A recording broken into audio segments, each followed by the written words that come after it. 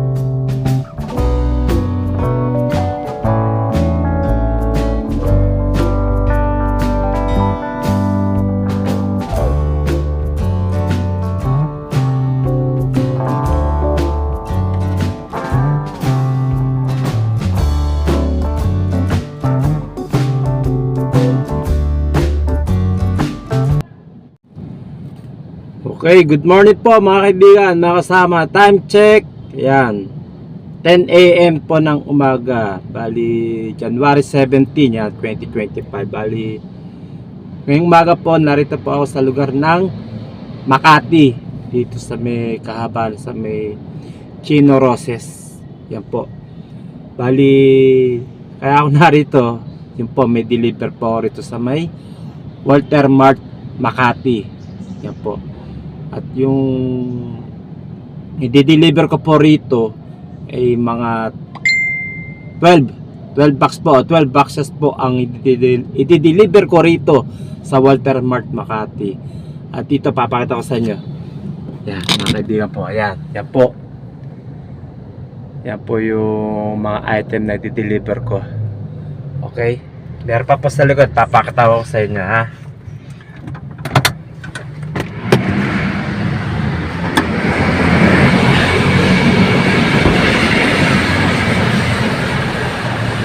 Po.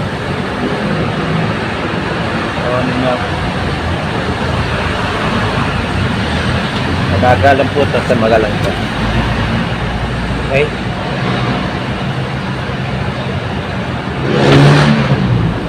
Siya. Bali doon po doon po yung receiving area, doon po magpapareceive.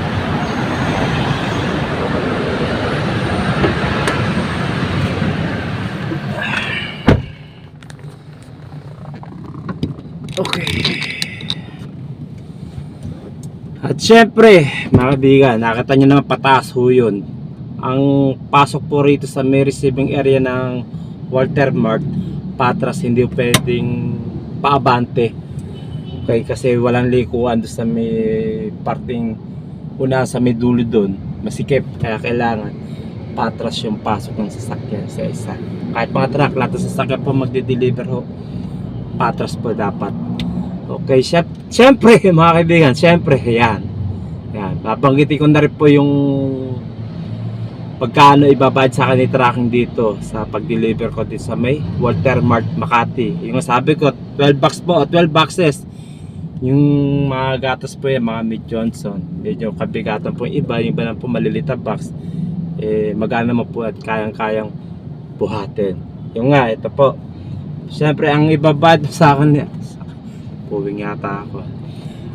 Ang ibabayad po sa akin dito ni Trucky, mga kaibigan, mga kasama, siyempre, along na Metro Manila lang po at medyo malapit lang po to. Yung nga po, ang ibabayad sa akin ni Tracking, 1,590 pesos. Yun po. Bali, isang drop lang po ako. 12 bucks po ito. Ang i-deliver ko sa Walter Mart Makati. So, 1,590 pesos po ang babayad sa akin ni Tracking. So, para sa akin, pwede na po kasi una-una 1 drop lang po to, saka 12 bucks lang po ito. May magang konti yung iba na maliit lang, kaya buhatin. Okay? Baga pagas lang ako ng siguro mga 300. Kasi kung magpapagas sa 500, sobra-sobra na po yun. Kasi napakalapit na po ito. Kumbaga, from current location, yung sa may amin po, hanggang dito pa sa may Walter Mart Makati, bali, ilang minutes lang po, mga 35 minutes lang po ang naitakbo ko rito, yung layo. Ewan ko ilang kilometer, pero ilang, ganyan lang po katagal yung oras na tinakbo ko rito from sa amin hanggang dito sa may Walter Mart Makati.